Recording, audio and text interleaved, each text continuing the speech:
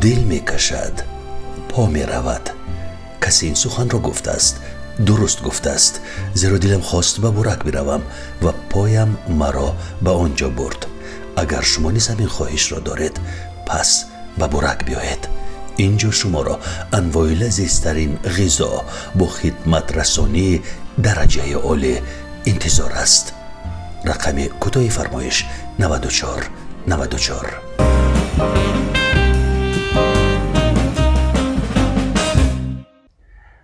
از اتل سیرنا شهر دوشنبه برنامه نوبتی نگفته ها را پیشکش شما میکنیم. سلام عزیزان، امروز سرویناز به برنامه نگفته ها آمده است.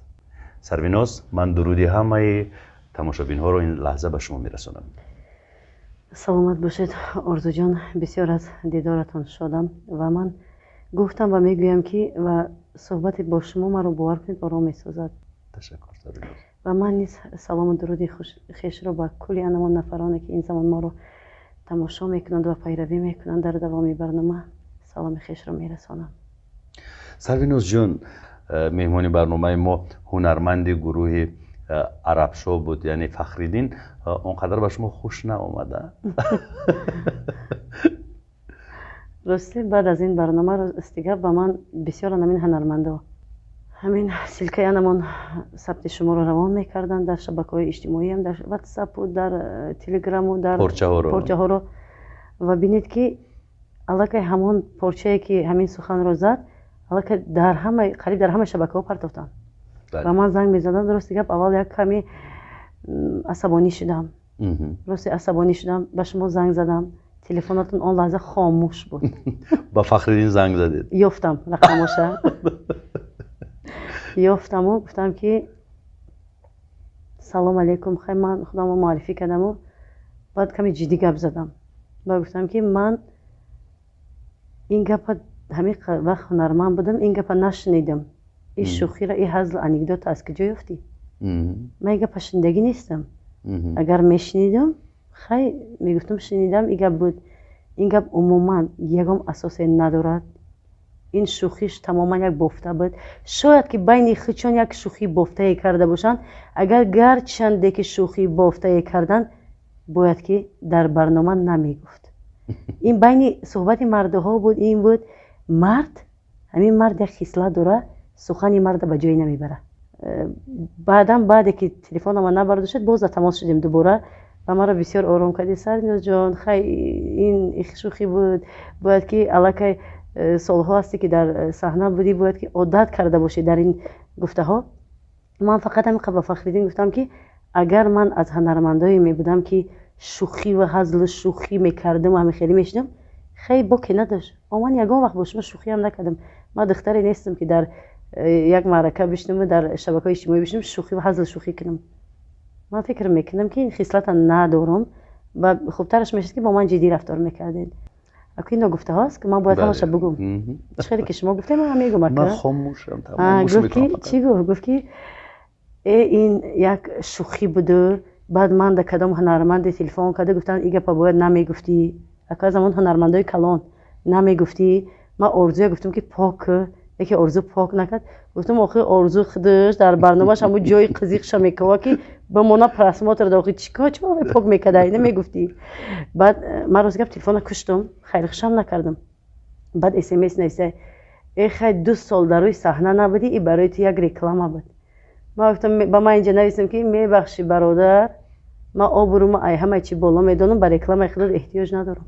خیلی بعد گفتم توکلش به خدا، آرام شدم.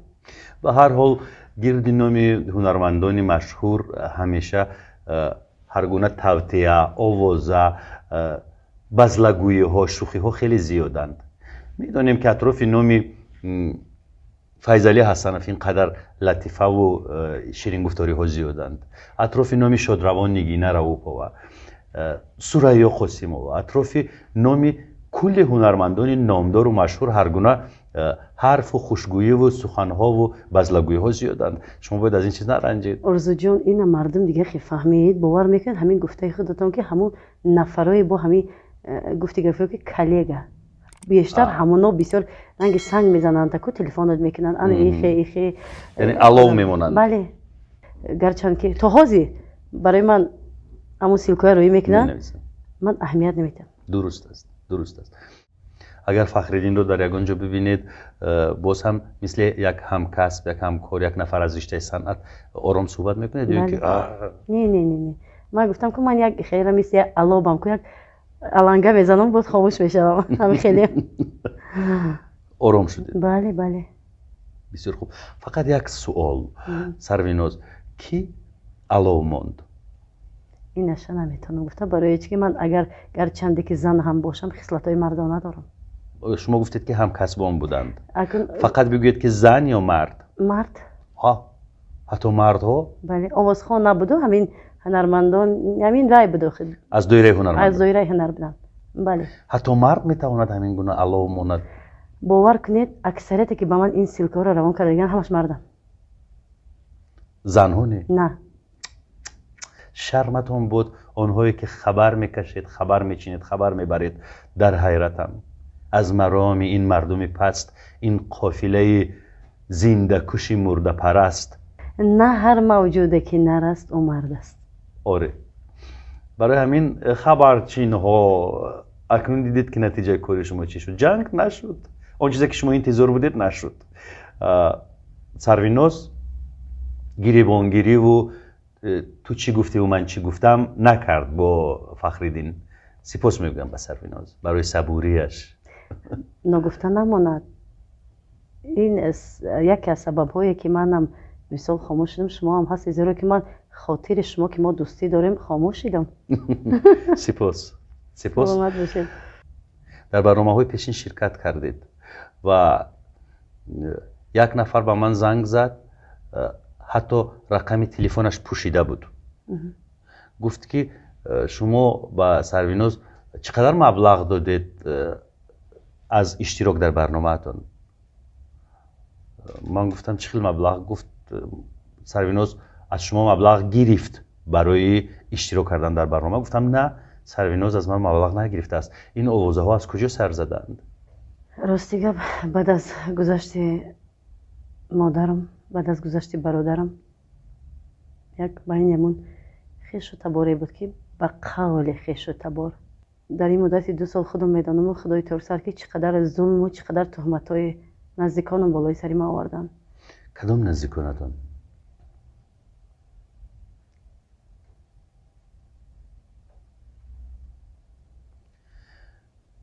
سرویناز جان عذر، در دو برنامه من شما رو خیلی گریوندم، در این برنامه نمیخوام گریوندم. من نمیخواهم، برای که من میگم که داشته بیستم، برای که همیشه مثل یک ماتم میگذشت برنامه های شما با من و راستگه نمیخواهم که مثال که نه خودم ناراحت کنم و نه بینندگان شما را میخواهم. ولی به هر حال چی شد؟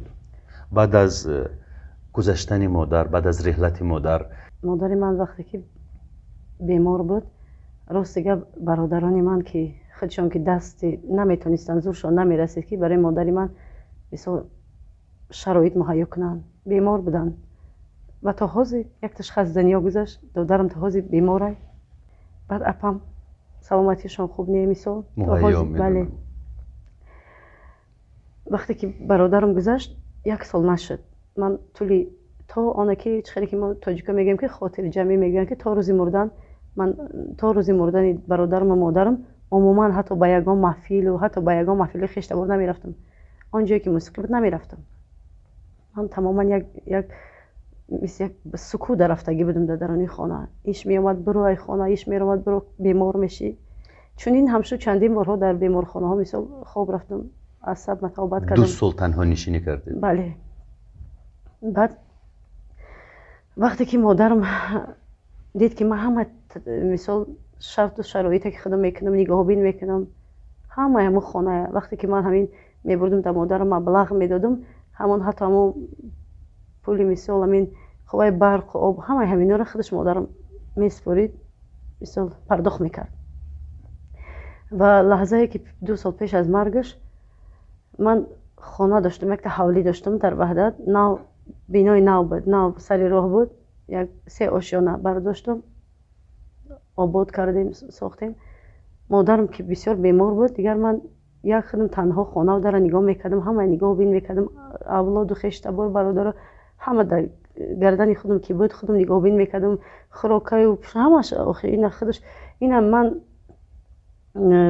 худованд аввалаш медона баъдан қавмам хешам ҳама медона ин чира ин ҷой гуфташ нест ҳатто дӯстои ҳунарманди аз ҷумла худатам медонисти чира ки ман мисол як нона меёфтам нимташа аллакай хонаи модарам мебурдум ман наметонистам ман иҷа хурдаистам фарзандои падари ман модари ман чӣ мехӯрад ки модари ман қатъи ман зиндагӣ мекард бисёр вақтҳо барои чӣ ки медонистам ки дар он хона он чӣ хеле ки ман нигоҳбиниш мекардам ҳеҷ кам модари ман аҳамият намедиҳад баъд вақте ки модари ман дид ки ман анамо хонама дар савдо мондум бисёр як хонаи ошёнаи баланд дар сари роҳ поёнаш ҳатто мағоза кардагӣ ман чӣ қадar меҳнат кардам чӣ қадar заҳмат кашидам чӣ қадar хуни ҷигар шудам барои он хона лекин ман ба хотири модарам хонаи дар савдо мондум дар фурӯш ба як маблағи кӯчак мондуму барои табобатҳои модарам ки аз хориҷо аз он тарафо духтуро омаданд баъд модарам ина дида рафту ҳама хонаҳои худша дар номи ман кард аку ҳавли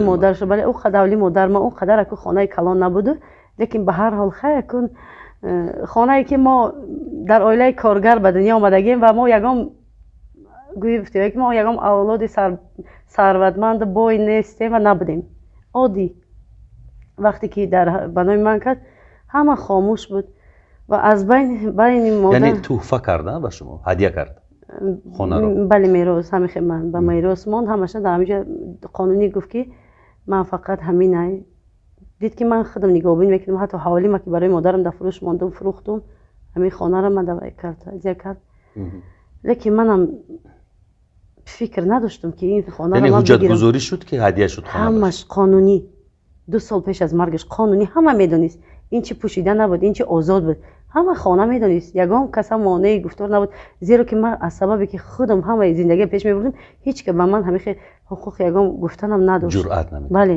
нагуфтанд ва бовар кунед бо одамо зиндагӣ мекунӣ мисли як ниқобе ки дар рӯйшон мекашанд ниқоб мекашанд намешиноси солҳо инсонро барои чӣ мегӯянд ки агар хоҳӣ инсонро бишиноси хуб пас як анамон қоб як линча намакро бо ҳам хӯред ва як кайф тамом мешавад вай намак бисёр шинохтан душвор аст 8 моҳ баъд аз марги бародарам гузаштан ман набудам дар шаҳри Москва будам ки ба ман занг заданд ки биё ки ин хонаҳо як дар вай бо супориши давлатӣ бояд ки бардошта шавад дар инҷа хонаҳои баландиошуниҳо бояд ки бунёд кунанд биё ки бе будани худат намешава баъдан ман омадам ҳамаро қонунӣ вай кардам иваз кардам пул надоданд маблағ надоданд ҳеҷ манба надоданд ман фақат ҳамин ба ивазаш аз рӯи метри мураббаъ бале квадрат додану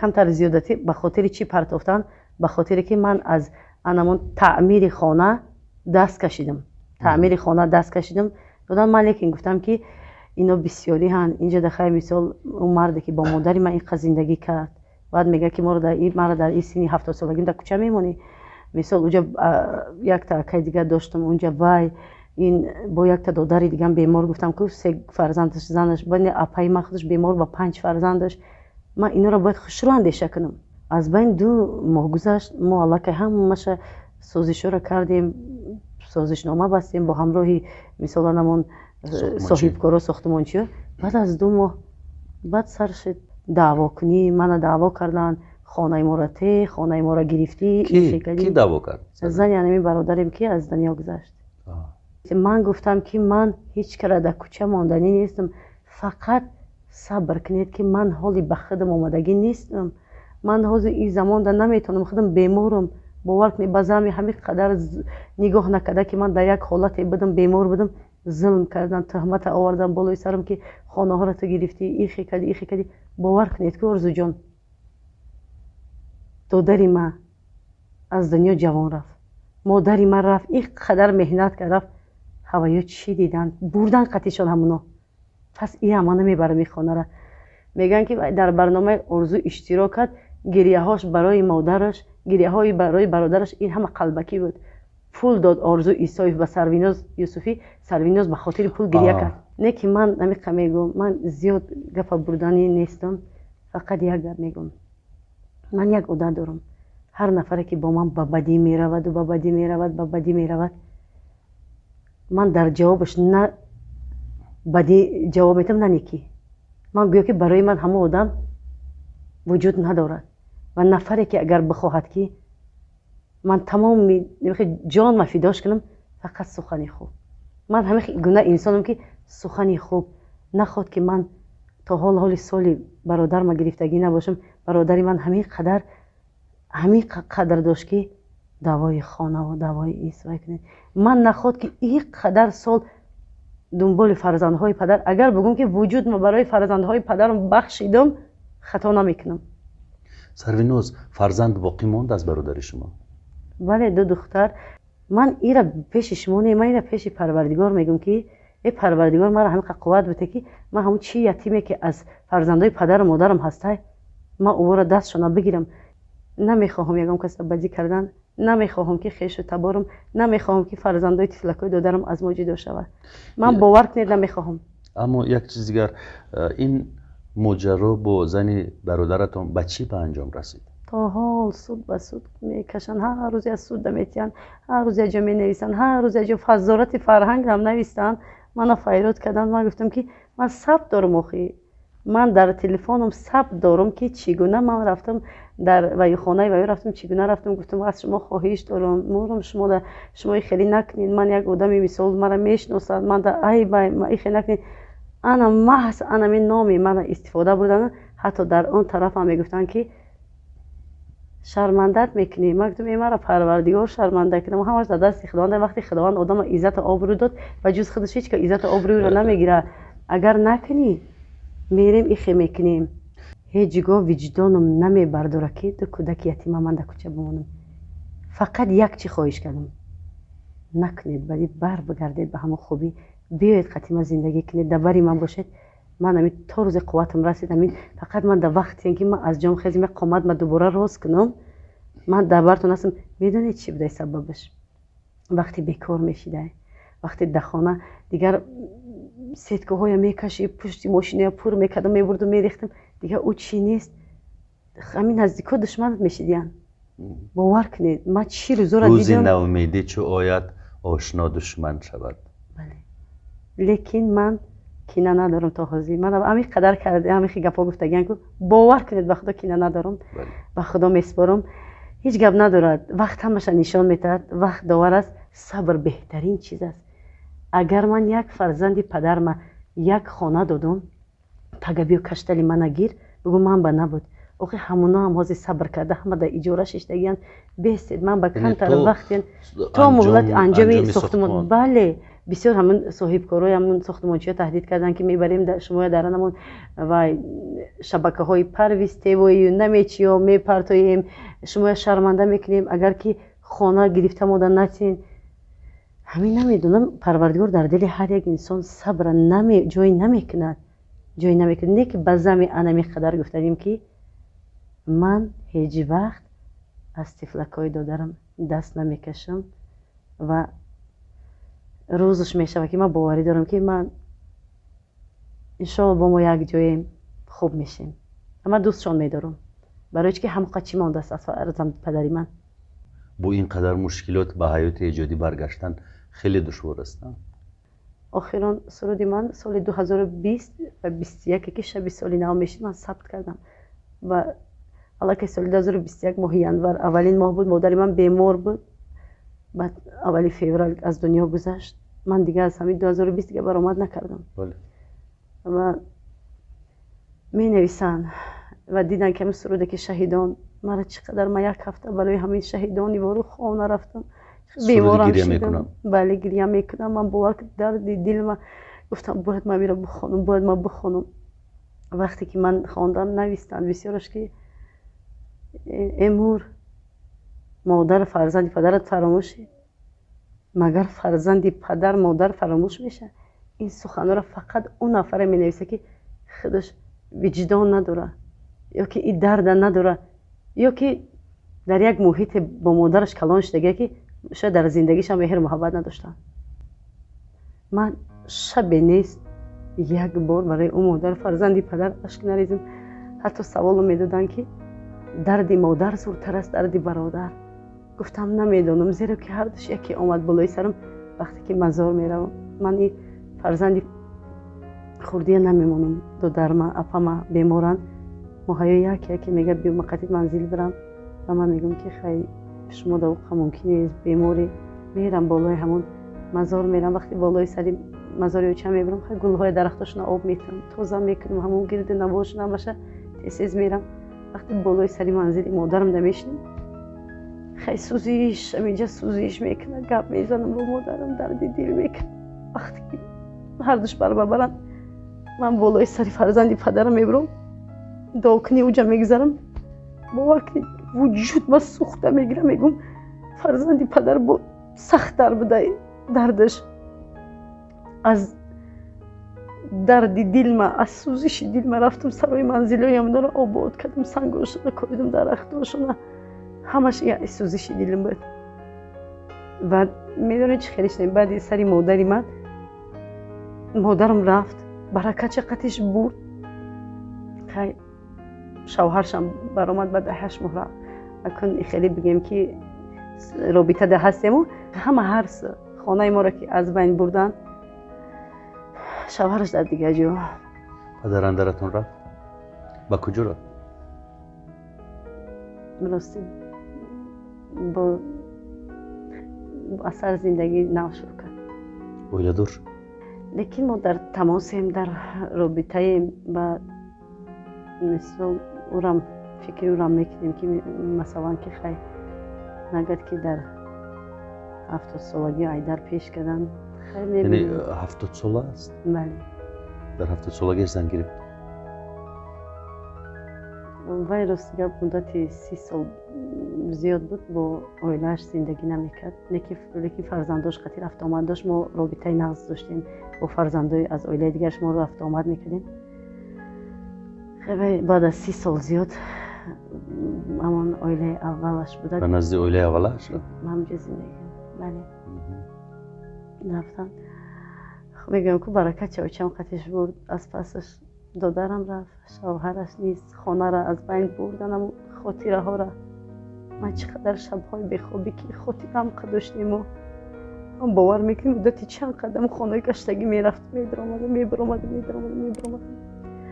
و در برابر این قدر مردم میگد که چیده به صحنه برآمدی چیده برگشتی در شبکه ها می نویسند شما نمیتونی شما بس خیلی میگن هیچ کس دردی هیچ کس نمیدونه اگر یک شوهری بناموس اگر برای من می بود شاید که من بر نمیگشتم مدتی که مادری من بیمار بود در بیماری مادرم با یک بهانه کوچکی هم شوهری من ترک کرد ما رو رفت تنها با یک زنگ تلفنی ما حتی جنگ و جنجالی بسیار هم نشدیم از پیش هم هیچی فقط تنها با یک تلفن در همون لحظه ای که مادری من بیمار بود همون هم یک کمتر صحبت آمد به خاطر از روی یک پول ناچیزه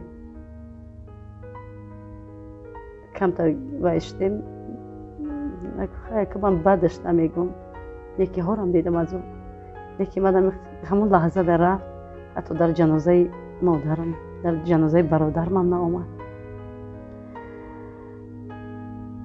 مردم اگر همین بدترین خصلت ما همین چیه که مردم گفته زندگی میکنیم اگر من مردم گم باور کنید گپی اگر من مردم گیرم کو من نمیدونم چی میشه این مردم میخواستگیش اگر دهنشم پوشی گپ میزنه نپوشیم گپ میزنه رو محکم هم پوشی این مراد نه با محکم کرد خوی کنی این ممبری که رومال بندی همین میگفتگیش در همه حالت میگفته برای ما توکل همشون به خداوند من خودم از چی گذشتم خودم میدونم و به خاطر که من دوباره باید که همان همین